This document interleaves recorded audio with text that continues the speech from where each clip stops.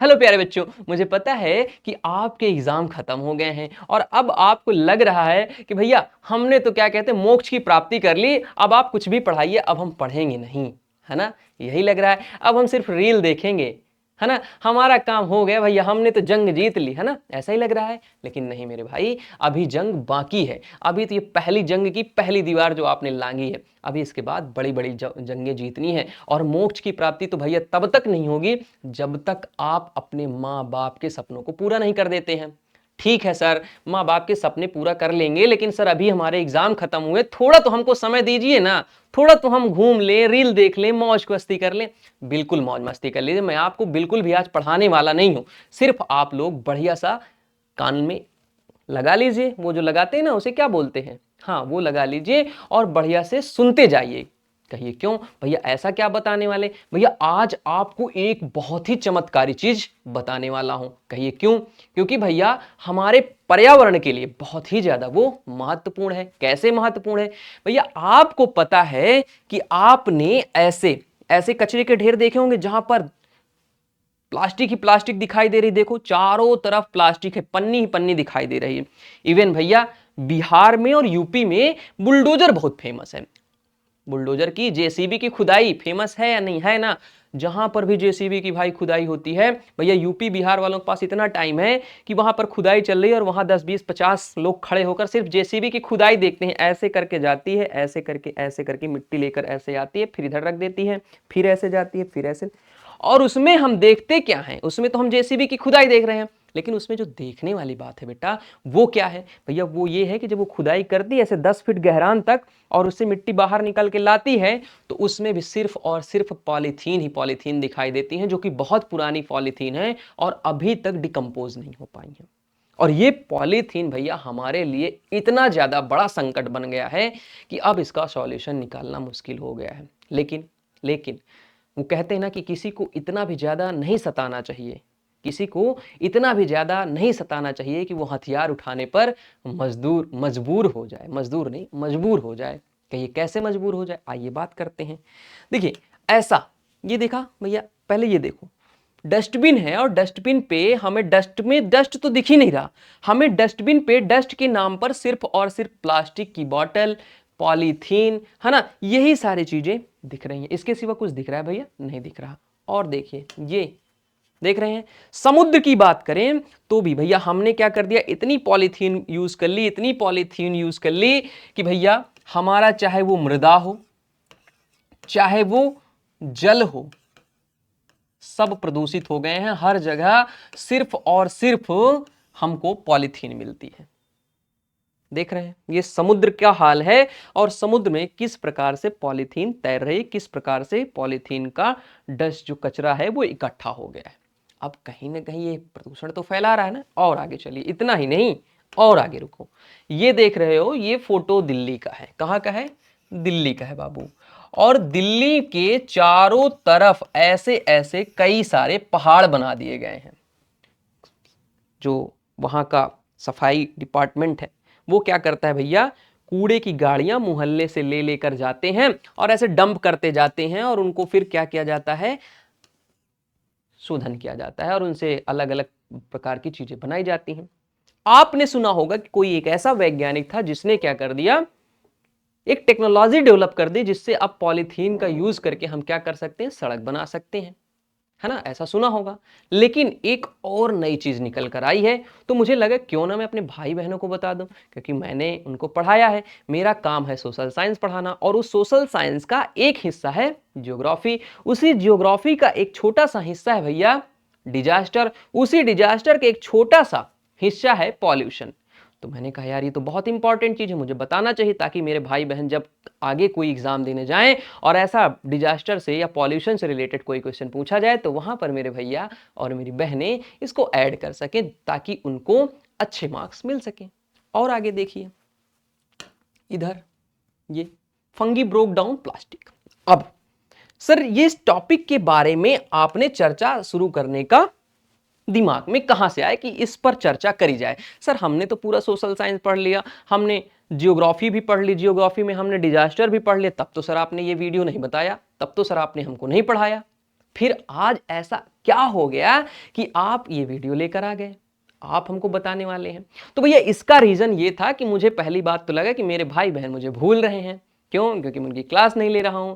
तो मैंने सोचा क्यों ना इनको याद दिलाई जाए कि हिमांशु भैया भूलने वाले नहीं हैं। आप जरूर भूल सकते हो, लेकिन हिमांशु भैया आपका पीछा तब तक नहीं छोड़ेंगे जब तक आप अपने अपने माँ बाप के और बिहार के नाम को रोशन नहीं कर देते हो। याद रखना, भूल मत जाना।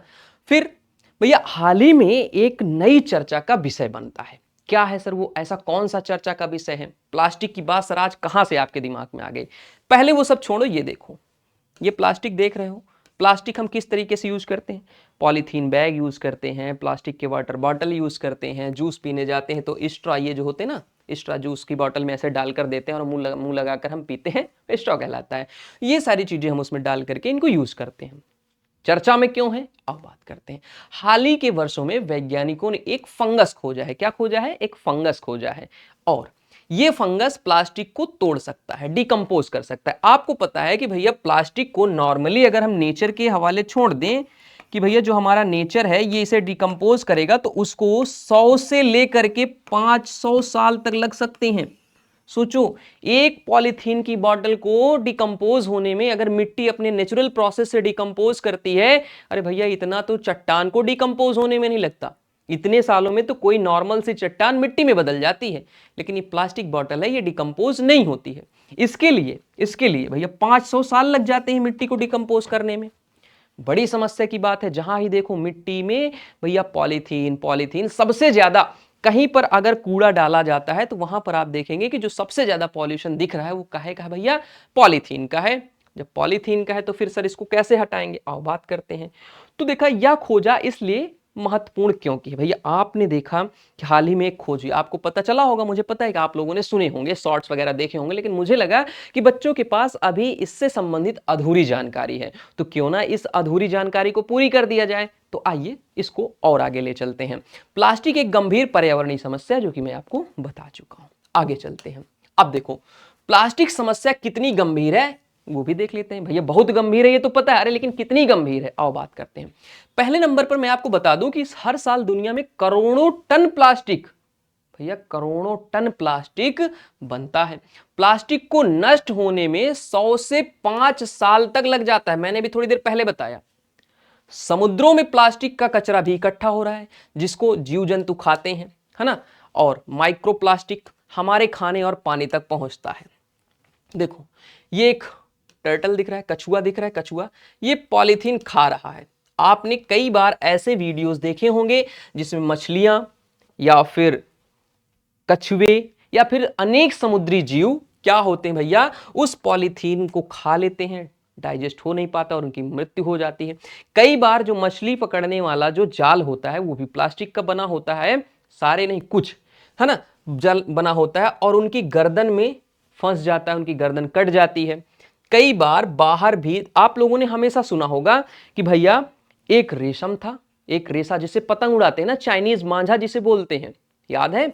चाइनीज मांझे से भैया किसी की जान चली गई, गर्दन कट गया। भैया ये तो बहुत होता है, बहुत होता है। पतंग उड़ा रहे हैं, पतंग का मांझा टूट गया, पतंग नीचे उड़ती चली जा रही, कहीं रोड पे पड़ी हुई है ऐसे इधर उधर उलझी हुई, कोई वहां से तेज रफ्तार से निकला और वो ऐसे करके रेतती हुई गले को काट दिया, कहीं भी काट देती। कई ऐसे, वो भी तो किससे बनती है? प्लास्टिक से बनती है। आइए आगे चलते हैं।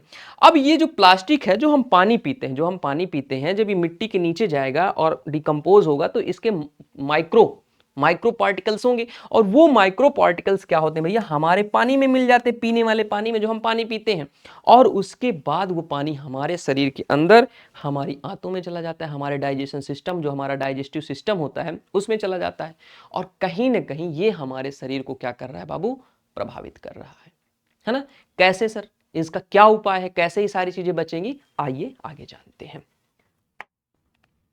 अगर प्लास्टिक इतनी धीरे धीरे नष्ट होता है तो हम क्या कर सकते हैं भैया? 100 से 500 साल लग जाते हैं एक प्लास्टिक को डिकम्पोज होने में। जो हम एक प्लास्टिक का बैग लेकर आते हैं ना, जैसे कपड़े खरीदने जाते हैं तो प्लास्टिक का बैग देती, अभी तो हाल ही में सरकार ने बैन कर दिया है, कि भैया 0.5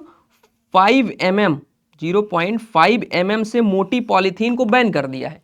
लेकिन ये पूर्ण रूप से बैन नहीं है। क्यों? आपको पता है, क्योंकि ये जो पॉलीथीन बनाने वाली कंपनियां हैं ये अच्छा टैक्स देती हैं सरकार को, और सरकार की इनकम ही क्या होती है? टैक्स। तो सरकार इनको पूर्ण रूप से प्रतिबंधित भी नहीं कर पा रही है। आइए आगे चलते हैं भैया। हाल ही में एक फंगस की चर्चा आती है, अभी हाल ही में एक फंगस की चर्चा आती है, जिससे पता चलता है भैया कि ये फंगस ऐसा फंगस है, जैसा कि आपने थंबनेल में देखा होगा। आप देखे हैं थंबनेल में लिखा था कि भैया एक कीड़ा जो दुनिया की तस्वीर बदल देगा। कैसे तस्वीर बदल देगा भाई? जो ये पॉल्यूशन है ना, ये प्लास्टिक पॉल्यूशन, ये सिर्फ भारत की समस्या नहीं है, ये पूरे विश्व की समस्या हो, ये पूरे विश्व की समस्या है भैया। जब ये पूरे विश्व की समस्या है तो वो जो फंगस है, जिसे हम नॉर्मली एक एज अ कीड़ा इंडिकेट कर रहे हैं, वो कोई कीड़ा नहीं है, वो एक फंगस है। अब कई सारे फंगस अलग अलग टाइप्स के होते हैं, उनके बारे में हम अलग से चर्चा कर लेंगे, लेकिन यहां पर हम चर्चा करेंगे इस फंगस के बारे में जो भैया इस प्लास्टिक को 1 से 2 वीक में डिकम्पोज कर सकता है। हां, ये ऐसा फंगस है जो प्लास्टिक को 1 से 2 वीक में डिकम्पोज करता है। अरे सर, ये क्या बात हो गई? ये तो मतलब चमत्कारी हो गया सर, चमत्कारी है जी। जिस प्लास्टिक को डिकम्पोज करने में 100 से 5 साल लग रहे हैं, वो सिर्फ 2 वीक में डिकम्पोज हो रही है। ये तो बहुत अच्छी बात है सर। धीरे धीरे पूरी प्लास्टिक, पूरे विश्व की प्लास्टिक डिकम्पोज हो जाएगी, और हमारी पृथ्वी से जो पॉलीथीन नाम का पॉल्यूशन है वो खत्म हो जाएगा, जो पॉलीथीन पॉल्यूशन नाम का संकट है वो खत्म हो जाएगा भैया। हमारी पृथ्वी हरी भरी हो जाएगी, खुशनुमा हो जाएगी, सुंदर हो जाएगी, बहुत अच्छी लगने लगेगी।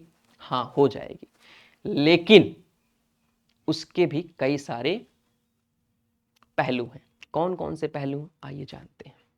सबसे पहले भैया, ये जो फंगस है पहली बार कहां देखा गया? अमेज़न के जंगल में खोजा गया। ये जो फंगस है सर, इसका नाम क्या है, कैसा दिखता है, बात करेंगे। घबराने की बिल्कुल जरूरत नहीं है, कुछ भी नहीं छोड़ेंगे, एक एक जानकारी आपको देंगे। आपको पता है कि हिमांशु भैया जब कोई भी टॉपिक लेकर आते हैं तो उसका डीपली एक एक पॉइंट आपको बताते हैं। हवाबाजी हिमांशु भैया नहीं करते हैं, आपको पूरी जानकारी भैया देकर जाएंगे। तो घबराइए नहीं, बस मेरे साथ आप बने रहिए। चलो देखो, पहली बार अमेज़न के जंगलों में खोजा गया।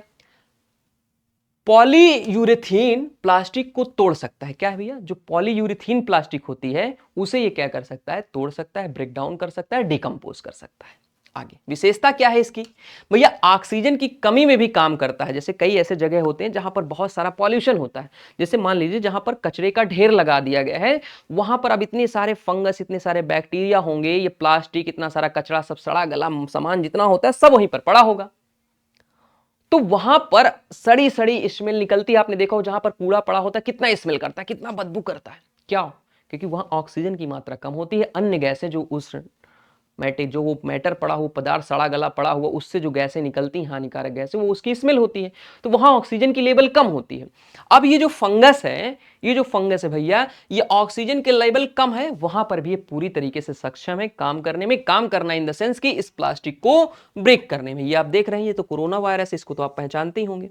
ये एक फंगस का मैंने आपको इनडायरेक्शन दिखाया है कि ऐसा हो सकता है, ताकि आप लोगों को समझने में आसानी हो। और आगे चलिए भैया, लैंडफिल के लिए उपयोगी है। क्या है लैंडफिल? लैंडफिल का मतलब समझते हो? आओ, जैसे एक ये क्षेत्र है जहां पर भैया मिट्टी इकट्ठा हो गई है। अब इस बीच बीच में क्या हो गया? प्लास्टिक भर गई है, प्लास्टिक भर गई है। तो ये क्या करता है? ये जो भैया फंगस है, ये जो बीच बीच में इस प्लास्टिक भर गई है, मिट्टी के बीच में गैप हो गया, इसको क्या करता है? ब्रेक करता है, इसको ब्रेक करता है। और जब इसको ब्रेक करता है तो ये मिट्टी क्या होती है? ये जो प्लास्टिक है डिकम्पोज होके ऐसे हो जाता है। जब ऐसे हो जाएगा तो मिट्टी में मिल जाएगा, और मिट्टी में जब मिल जाएगा तो ये स्पेस पूरी तरीके से क्या हो जाएगा? भर जाएगा। आगे चलते हैं, इसके नाम की बात करते हैं तो ये कई टाइप का है। बात करें कई टाइप का है। पहले ऊपर लिखा हुआ है एस्पेरेंगुलस ट्यूबिंगेंसिस। क्या लिखा हुआ भैया? एस्पेरेंगुलस ट्यूबिंगेंसिस। ठीक है, ये इसका नाम है। आइए बात करते हैं। और सबसे मजे की बात क्या है? सबसे मजे की बात क्या है, मुझे तो बड़ा आश्चर्य हुआ कि चलो कहीं तो अच्छाई में इसका नाम आया। किसका? हमारा बेटा, हमारा बेटा, हमारा शैतान बेटा, हमारा शैतान बेटा। भैया हमारा शैतान बेटा कौन है जानते हैं ना आप? हमारा शैतान बेटा जो है, इसके घर में भैया ये पाया गया। हमारा शैतान बेटा जो है, इसके घर में ये बैक्टीरिया या फंगस, सॉरी बैक्टीरिया नहीं, फंगस पाया गया। लिखा है पाकिस्तान के कचरा स्थल से खोजा गया प्लास्टिक को कुछ ही हफ्तों में डिकम्पोज कर सकता है। यार ये तो गलत हो गया भाई, भारत में मिलना चाहिए था। भारत में, भारत यार समझो यार, थोड़ा तुम लोग भी मतलब देख लिया करो, पक्षपात थोड़ा तो कर सकते हो, है?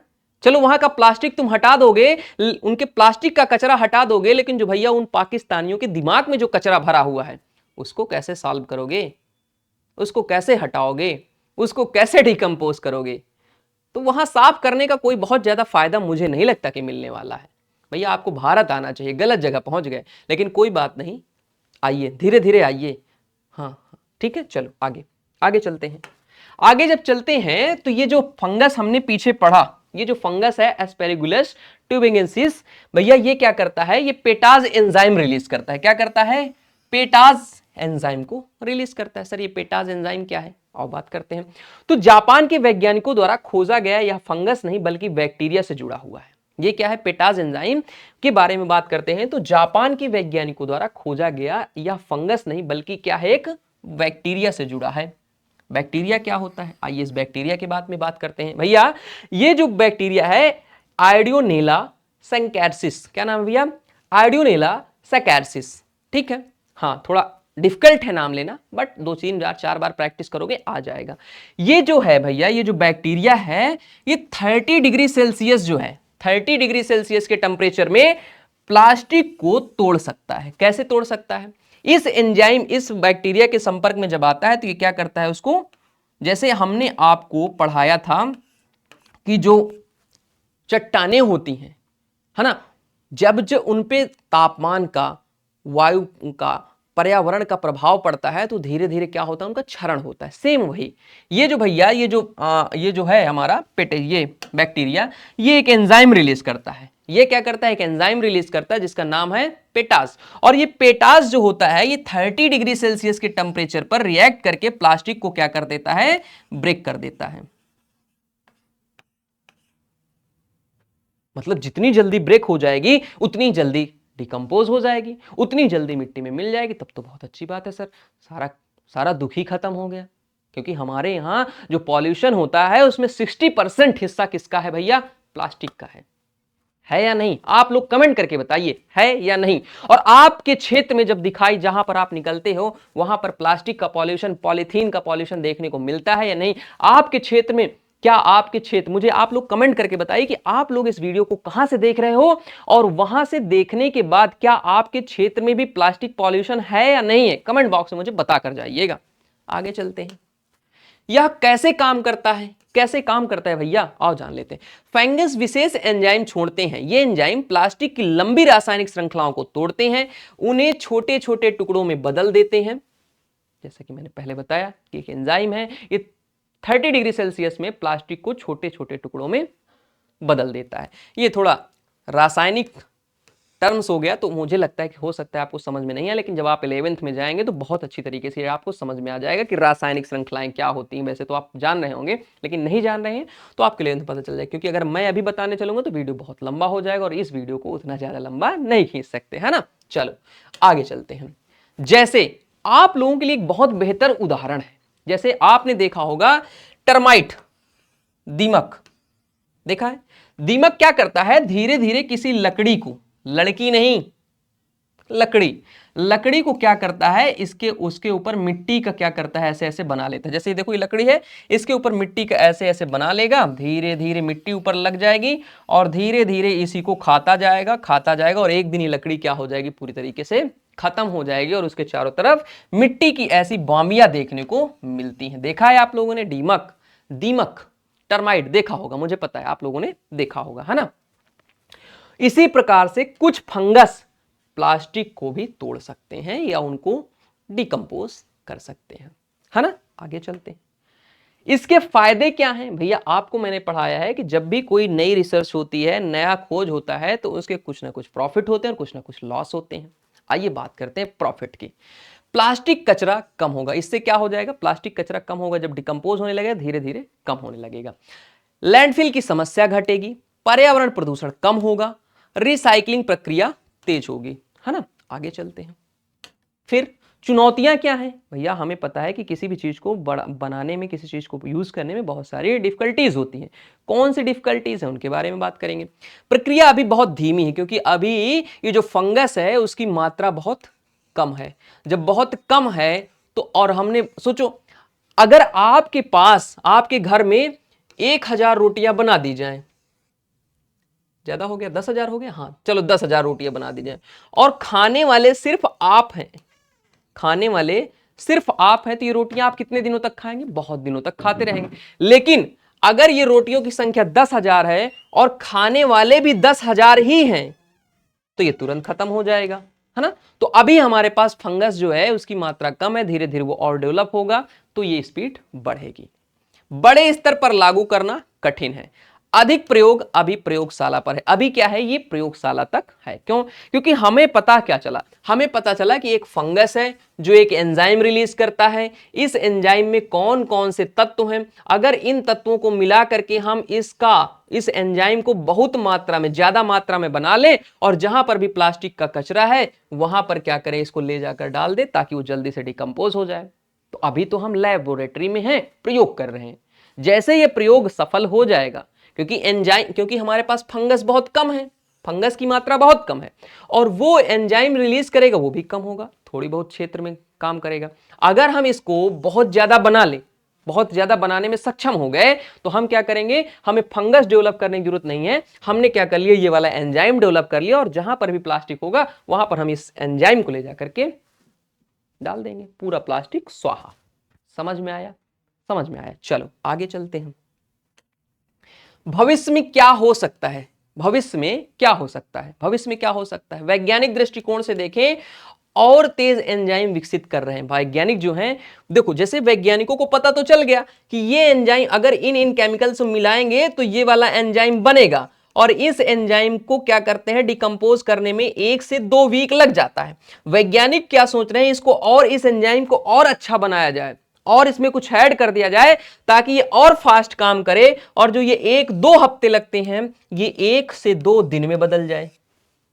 हो सकता है, बिल्कुल हो सकता है, कुछ भी संभव। जब हम चांद पे पहुंच सकते हैं, जब हम मंगल पर पहुंच सकते हैं, तो भैया हम ये भी कर सकते हैं।